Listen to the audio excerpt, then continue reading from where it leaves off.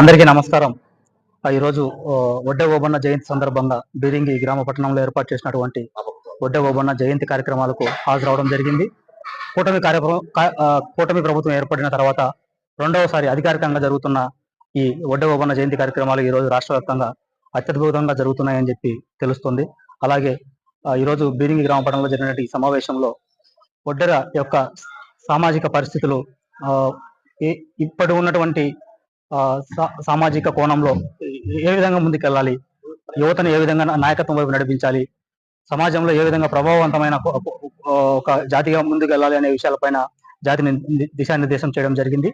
అలాగే స్థానికంగా ఉన్నటువంటి యువతకు ఐక్యత యొక్క ప్రాముఖ్యతను, ఒడ్డె ఓబన్న యొక్క ప్రాముఖ్యతను తెలియజేస్తూ మా సంఘ పెద్దలు, కుల పెద్దలు మరియు మా జాతి యొక్క నాయకులందరూ దిశానిర్దేశం చేయడం జరిగింది. ఈ విధంగా గవర్నమెంట్ దగ్గర నుంచి కూడా మాకు రావాల్సిన హక్కులు గత 70 సంవత్సరాలుగా మా పూర్వీకులు కానీ మా ముందు తరాలు కానీ వారిని అడిగారు. స్వతంత్ర అనంతరం మాకు ఇంతవరకు ఒడ్డెర కులానికి ఇంతవరకు ఎటువంటి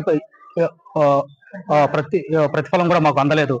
సో కావున ఈ సందర్భంగా కూటమి ప్రభుత్వాన్ని, గౌరవనీయులు ముఖ్యమంత్రి నారా చంద్రబాబు నాయుడు గారిని, ఉప ముఖ్యమంత్రి కొణిదెల పవన్ కళ్యాణ్ గారిని, అలాగే ఐటీ శాఖ మంత్రి నారా లోకేష్ గారిని ఈ సందర్భంగా విన్నవించుకుంటున్నాం.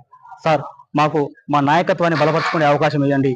సమాజంలో మమ్మల్ని ఒక ఉన్నతమైన స్థానంలో తీసుకెళ్లేదానికి మీ వంతు సహకారం మాకు అందివ్వండి. మీరు పెట్టుకున్నటువంటి నమ్మకాన్ని మేము వమ్ము చేయకుండా అన్ని విధాల మా కులాన్ని సమాజంలో ముందుకు తీసుకొచ్చి ఒక ప్రభావవంతమైన జాతిగా నిలుపుదామని చెప్పి ఈ సందర్భంగా తెలియజేసుకుంటున్నాం.